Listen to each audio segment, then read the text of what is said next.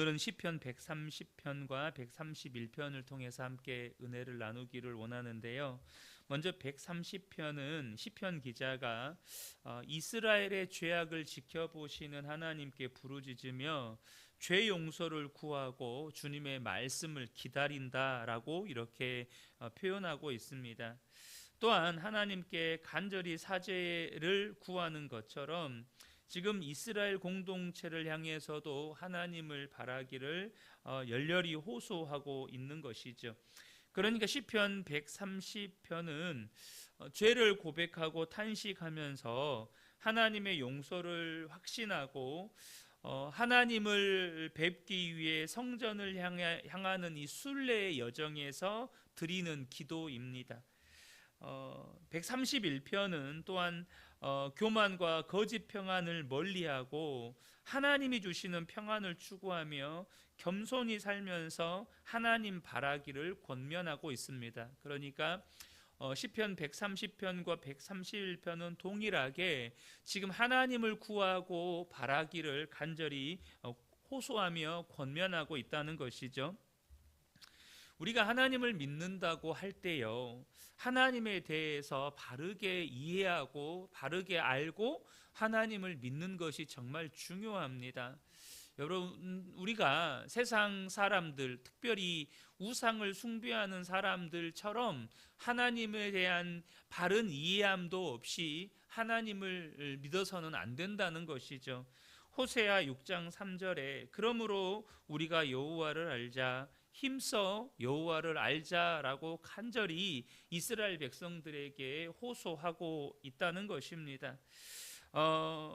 오늘 본문의 시편 기자를 보면 그가 단순히 자기 마음 가운데 어떠한 간절한 소원이 있어서 이렇게 하나님께 호소하고 있는 것이 아니라 하나님에 대해서 바르게 알고서 하나님께 이렇게 간구하고 있음을 알게 됩니다. 먼저 1절과 2절에 그가 하나님께 간절히 지금 부르짖어 간구하고 있습니다.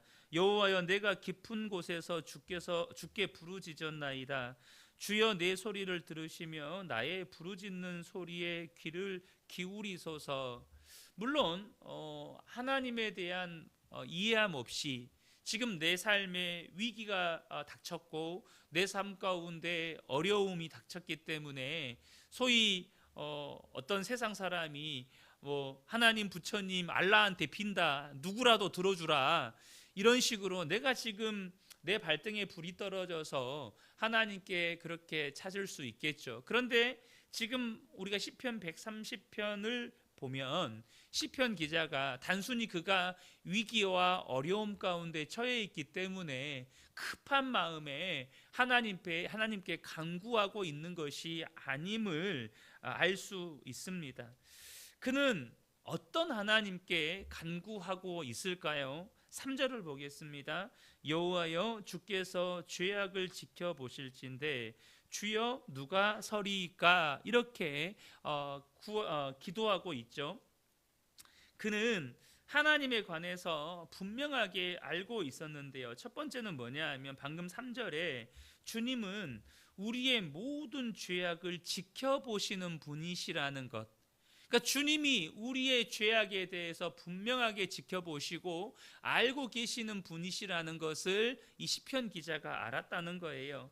그래서 시편 기자는요, 죄 짓는 것에 대한 두려움을 가지고 있었습니다. 사실 저와 여러분이 이것에 대한 분명한 지식과 믿음만 있어도 우리는 결코 함부로 죄 짓고 살 수가 없습니다. 하나님은 내 모든 것을 지켜보고 계신다. 하나님이 내가 어떤 죄를 짓고 있는지 다 알고 계신다. 이것에 대한 바른 이해함과 지식만 있어도 여러분, 성도가요, 죄 짓는 것을 두려워하며 삽니다. 절대 내 생각나는 대로, 내 기분대로, 감정대로 함부로 말을 내뱉고 살 수가 없다는 것이죠. 다윗 또한 이 부분에 대한 분명한 믿음이 있었습니다. 시편 139편 1절부터 4절을 보면 여호와여, 주께서 나를 살펴보셨으므로 나를 아시나이다. 주께서 내가 앉고 일어섬을 아시고 멀리서도 나의 생각을 밝히 아시오며 나의 모든 길과 내가 눕는 것을 살펴보셨으므로 나의 모든 행위를 익히 아시오니 여호와여 내 혀의 말을 알지 못하시는 것이 하나도 없으시니이다 라고 이렇게 고백하고 있습니다. 그러니까 지금 다윗이 뭘 고백하고 있습니까? 하나님이 나를 살펴보고 계셨기 때문에 나를 아신다는 거예요. 근데 그 하나님이 나를 아심에 대한 이 다윗의 이해함, 다윗의 그 나를 아시는 하나님에 대한 다윗의 믿음의 깊이가 어느 정도였냐면 쭉 읽어보면 앉고 일어서는 것도 아시고 나의 생각과 나의 모든 계획도 아시고 내가 눕고 일어서는 것도 아시고 심지어 내 입의 말까지도 알지 못하는 것이 하나도 없다는 거예요. 우리가 시편 139편 보면 다윗이 그가 땅끝까지 간들 내가 하나님 앞에서 숨을 수 있으며 수월 깊은 곳에 내려간들 하나님 앞에 감출 수 있겠습니까? 라고 고백할 정도로 하나님이 모든 것을 알고 계시다는 것입니다. 사랑하는 성도 여러분, 하나님이 다 알고 계십니다. 우리에 대해서 모르시는 것이 없습니다. 그러므로 지금 다윗이 이 시편 139편에 나에 대해서 알지 못하는 것이 없으신 하나님이라고 고백하면서 그의 결론이 뭡니까? 시편 139편 23절 24절을 보면 하나님이여 나를 살피사 내 마음을 아시며 나를 시험하사 내 뜻을 아옵소서. 내게 무슨 악한 행위가 있나 보시고 나를 영원한 길로 인도하소서. 다윗의 결론입니다. 지금 다윗은요 자기의 마음을 하나님 앞에 다 까발려 놓은 겁니다. 주님 내 마음을 아시고 나를 시험하사 내 뜻을 아시옵소서. 그래서 내게 무슨 악한 행위가 있나 보시고 나를 영원한 길로 인도하소서. 하나님이 내 모든 걸 아시기 때문에 그의 삶은 하나님께 모든 것을 열어드리는 삶이었다는 거예요. 그러니까 하나님께 감출 것이 없기 때문에, 애초에 하나님께 감출 수 있는 것이 없기 때문에 그는 하나님께 마음을 열고 살았다는 것입니다. 하나님 앞에 감출 것이 없다는 거예요. 사랑하는 성도 여러분, 저와 여러분이 하나님께 감출 것이 없는 인생을 살게 되시기를 축복합니다. 하나님, 내 마음을 주님 보십시오. 주님 아시지 않습니까? 내게 무슨 악한 것이 있는가 주님 다 보십시오. 그리고 나를 영원한 길로 인도해 주십시오. 여러분, 얼마나 놀라운 은혜입니까? 하나님 앞에 모든 걸 열어놓고 살아요. 사랑하는 성도 여러분, 주님이 우리의 모든 죄악을 지켜보고 계십니다. 그러므로 하나님 앞에 모든 걸 열어놓고 사시는 복된 분들 되시기를 축복합니다. 하나님께 모든 걸 열어놓고 산다는 말이 무슨 뜻이죠? 주님이 나와 항상 함께 계신다. 이것을 늘 믿음으로 의식하면서 사는 거죠. 그러니까 주님께 모든 걸 열어놓고 사니까 내 마음대로 살 수 없는 거예요. 주님이 인도하시는 대로 살아가는 것이죠. 두 번째로 시편 기자가 하나님에 대해서 바르게 알고 있었던 건 뭐냐면 하나님은 용서하시는 하나님이시라는 것입니다. 4절을 본문 4절을 보면 그러나 사유하심이 주께 있음은 주를 경외하게 하심이니이다. 지금 이 사유하심으로 번역된 히브리어는 용서하다, 사면하다라는 뜻입니다. 그러니까 시편 기자는 하나님이 우리를 용서해 주시는 하나님이시라는 것을 알았다는 거예요. 단지 이 용서해 주시는 하나님이시다라는 것은 우리 좀 더 이 부분에 대해서 깊은 이해가 필요한데, 이 말은 무슨 뜻이냐면 여러분, 세상에 많은 신들이 있잖아요. 그러니까 많은 신들이 있는데 하나님이 계시다 이런 뜻이 아니라 세상 사람들이 신이라고 믿는 많은 존재들이 있잖아요. 그죠? 많은 종교들이 있고 많은 신들이 있는데, 그래서 세상 사람들은 이 신도 나를 용서해 줄 수 있고 저 신도 나를 용서해 줄 수 있고 그 많은 신들 중에 누군가 나를 용서해 주기만 하면 내 죄는 없어질 수 있다, 이런 사고를 가지고 있어요. 그런데 시편 기자가 하는 말은 뭐죠? 하나님만 용서해 주실 수 있다는 뜻입니다. 그러니까 많은 신들이 존재하고 그 많은 신들 가운데 누구라도 내 죄를 용서해 주시면 내 죄가 해결된다, 이런 뜻이 아니고, 이 시편 기자의 믿음은 뭐냐면 하나님만이 용서해 주실 수 있다. 내 죄는 하나님만 해결해 주실 수 있다. 내 죄는 하나님만 속량해 주실 수 있다. 이 믿음을 가지고 있었다는 거예요. 또 한 가지는 뭐냐면 하나님은 용서하시는 하나님이시다라는 부분에 대한 깊은 이해는 뭐냐면, 바로 하나님은요, 우리를 풍성한 은혜와 사랑으로 용서해 주기를 원하시는 분이시라는 것입니다. 그러니까 여러분 그러잖아요. 그 사람만이 나를 용서해 줄 수 있어요. 근데 그 사람은 나를 용서해 주기를 원하지는 않아요. 이거 엄청 심각한 문제입니다. 그렇지 않나요? 예를 들면 내가 무슨 잘못을 했어요. 그래서 그 사람과 합의를 해야 돼요. 그 사람만이 나와 합의를 해줄 수 있는 자격이 있다는 건 알았어요. 그런데 그 사람은 내가 어떤 액수의 돈을 갖다 바쳐도 합의를 해줄 마음이 없어요. 용서해줄 마음이 없어요. 그럼 어떻게 돼요?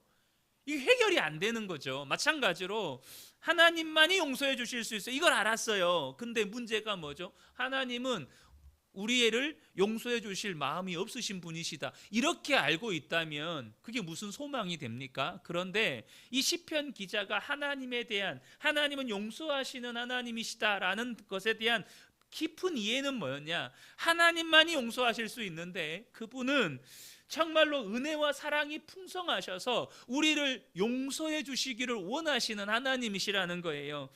특별히 용서해 주시기를 원하시는 하나님이라는 뜻은 우리와 관계를 회복하기 원하시는 하나님이시라는 뜻입니다.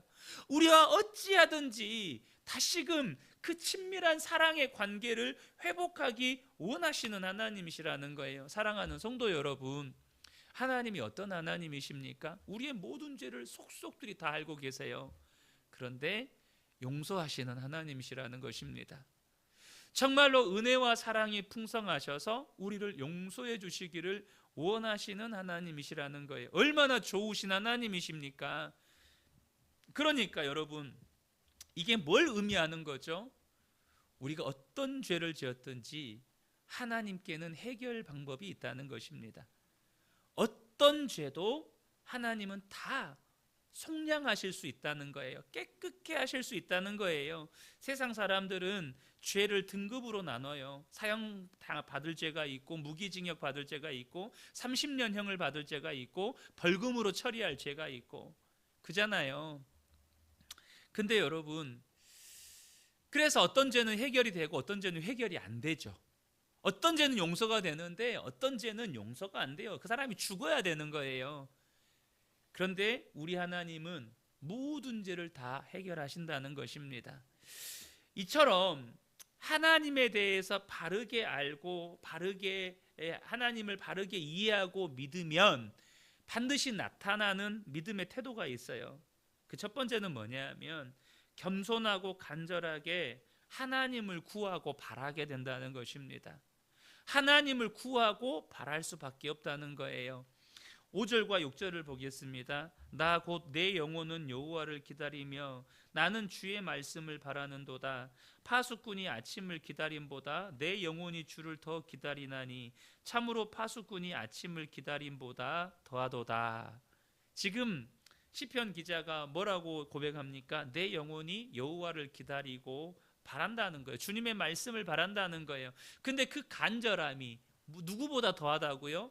파수꾼보다 더하다는 거예요. 파수꾼은 뭐죠? 전쟁 중에 그 한밤에 이렇게 적이 쳐들어오는지 안 쳐들어오는지 성벽 위에서 경계를 쓰는 경계병을 파수꾼이라고 합니다. 오늘날에는 여러분 전기와 조명이 있어가지고 우리가 군 복무하면 철책 주변, 내가 경계 서는 주변이 환하게 밝혀집니다. 그리고 서치라이트가 있어가지고 이렇게 비춰볼 수도 있어요. 여러분 지금 수천 년 전에 그런 게 어디가 있습니까? 횃불 하나 들고 있으면 앞에는 아무것도 안 보여요. 언제 어디로 적이 쳐들어올지, 어디서 화살이 날아올지 모릅니다. 그러니까 이 경계병들이 간절히 바라는 게 뭐예요? 빨리 아침이 오기를. 빨리 아침이 왔으면 좋겠다, 이 마음 가지고 사는 거예요. 그런데 정말로 하나님을 바르게 이해하고 바르게 알고 하나님을 믿게 되면 그 성도의 마음 가운데서 반드시 나타나는 믿음의 현상이 뭐냐면 하나님을 간절히 구하고 바라게 된다는 것입니다. 사랑하는 성도 여러분, 여러분은 하나님을 간절히 바라고 구하시나요? 여러분, 이게 정말 중요합니다. 내가 얼마나 하나님을 간절히 바라고 구하느냐는 내가 얼마나 하나님을 바르게 알고 믿느냐를 나타내는 척도예요. 왜 하나님을 향한 간절한 마음의 소원이 없을까요? 왜 하나님을 간절히 구하고 바라지 않을까요? 우리가 어제 말씀을, 우리 수요예배 때 말씀처럼 왜 하나님의 말씀을 간절하게 사모하고 바라면서 하나님의 말씀을 듣지 않을까요? 정말로 생명의 젖줄로 여기면서 하나님의 말씀을 간절히 붙들지 않을까요? 이유는 한 가지입니다. 하나님에 대한 바른 이해함, 하나님에 대한 깊은 이해함이 없는 거예요. 하나님이 어떤 분이신지를 바르게 알지 못하는 거죠. 얼마나 안타까운 일입니까? 두 번째로, 하나님을 바르게 알고 이렇게 하나님을 믿게 될 때는 자신뿐만 아니라 자신이 속한 공동체의 속량을 구하고 바라게 된다는 거예요. 7절과 8절을 봅니다. 이스라엘아, 여호와를 바랄지어다. 여호와께서는 인자하심과 풍성한 속량이 있음이라. 그가 이스라엘을 그의 모든 죄에서 속량하시리로다. 지금 이 시편 기자가 자신의 죄 사함만, 자신의 죄 속량만을 구하는 것이 아니라 이스라엘의 속량을 간절히 바라고 구하면서 지금 이스라엘 공동체를 향해서 그렇게 하나님의 인자하심과 풍성한 속량을 바라고 구하라고 이렇게 호소하고 있다는 것입니다.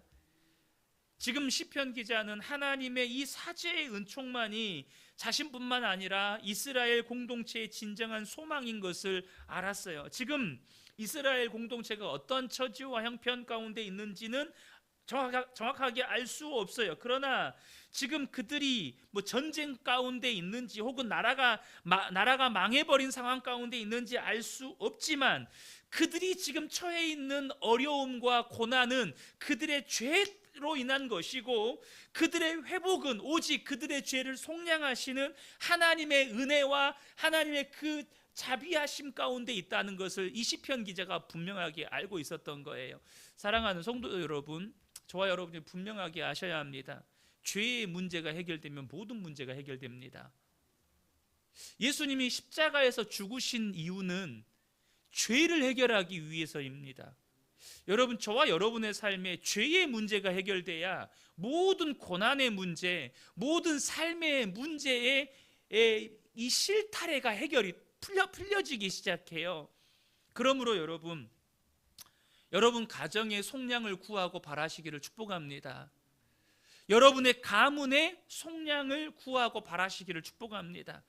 지금 저와 여러분에게 건강 회복이 시급하거나 재정의 문제 해결이 시급하거나 인간 관계가 해결되는 게 시급한 게 아니에요.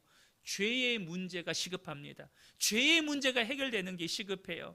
모든 문제가 풀리는 시발점은 죄가 속량되는 것입니다. 지금 이 시편 기자는 이제는 이스라엘 백성들에게 지금 전쟁이 끝나는 게 중요한 게 아니다, 망한 나라가 회복되는 게 지금 시급한 게 아니다, 정말로 하나님의 속량을 간절히 구하고 바랄 때 하나님께서 우리의 죄를 속량해 주실 때 모든 문제는 해결된다, 그렇게 이스라엘 백성들을 향해서 간절히 호소하고 있는 것입니다. 이 새벽에 우리 성도님들께 간절히 호소합니다. 여러분의 삶의 문제는 하나님께 모든 죄가 속량받아야 해결되는 것입니다. 여러분 가정을 바라볼 때 여러 문제 있으시죠? 그 문제가 해결되면 문제가 끝나냐? 그렇지 않습니다. 또 다른 문제는 또 옵니다. 죄가 속량되어져야 합니다. 그러므로 이 새벽에 저와 여러분이 마땅히 하나님 앞에 구해야 할 것이 무엇인지 말씀을 통해 깨닫게 되시고 하나님 앞에 구하며 나아가시는 저와 여러분 되시길 예수님의 이름으로 축복합니다.